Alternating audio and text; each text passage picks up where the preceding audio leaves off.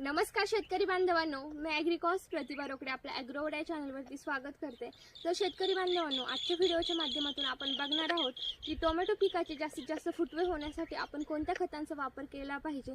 तर शेतकरी बांधवांनो, यासाठी आपल्याला 12XS0 घ्यायचा आहे, त्याचबरोबर मॅग्नेशियम सल्फेट घ्यायचा आहे आणि त्यासोबत आपल्याला मायक्रोन्यूट्रिएंटचा वापर करायचा आहे।